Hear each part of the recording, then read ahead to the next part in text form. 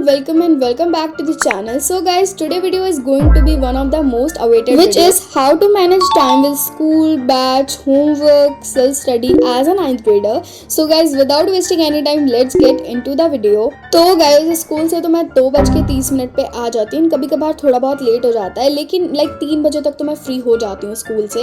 And school से आने के बाद मेरा पहला मेन काम होता है कि मेरे को ब्रेक चाहिए ही रहता है. तो स्कूल से आने के बाद मैं 3 बजे से लेके 5 बजे तक ब्रेक लेती हूँ अच्छे से, या फिर तो मैं उस टाइम पीरियड के बीच में सो भी जाती हूँ. एंड अभी क्योंकि क्लासेस चल रही हैं तो मेरे घर वाले भाई मुझे बहुत जल्दी उठा देते हैं क्लासेस के बीच में.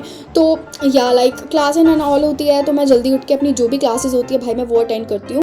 Let's talk about our first step. तो फर्स्ट स्टेप तो मैं आप लोगों को यही देना चाहूँगी, don't make strict time table. Because आप लोगों ने अगर मेरी वीडियोस देखी होंगी तो आप लोगों को इतना तो पता लग ही गया होगा कि मैं कभी भी एक ही बार में या फिर महीने का टाइम टेबल एक साथ नहीं बनाती हूँ. मैं जब भी स्टडी करने बैठती हूँ मैं डेली बेसिस पर अपनी एक छोटी सी टू डू लिस्ट बना लेती हूँ. एंड उससे मेरे माइंड को भी काफ़ी कम प्रेशर मिलता है, क्योंकि गाइस एक ही बार में जब हम बहुत ही सारा स्ट्रिक्ट टाइम टेबल बना लेते हैं तो हम नहीं पढ़ पाते हैं ढंग से.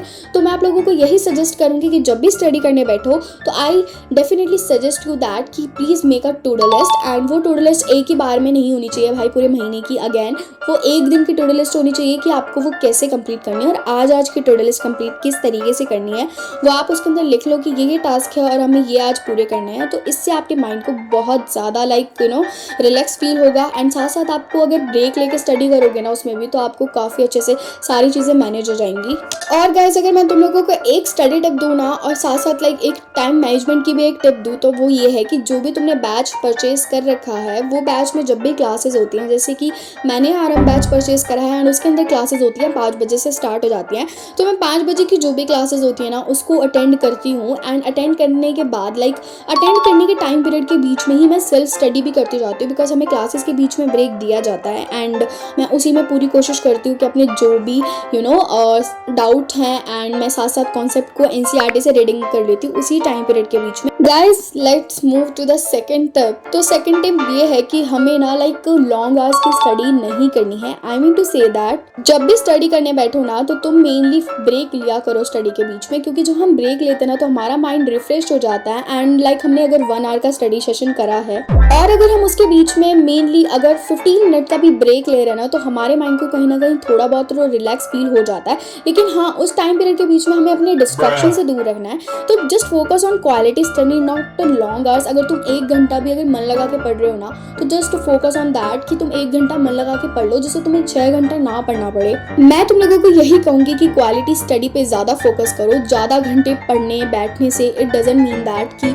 तुम बहुत अच्छा कुछ पढ़ लोगे. अगर तुम्हारा माइंड अगर बहुत शार्प है और तुम अगर कर सकते हो तो तुम 6 घंटे में बैठ के बहुत कुछ कवर कर सकते हो विद ब्रेक के साथ. बट अगर तुम नहीं कर सकते ना तो तुम 1 घंटे बिल्कुल मन लगा के पढ़ो और just focus on that thing.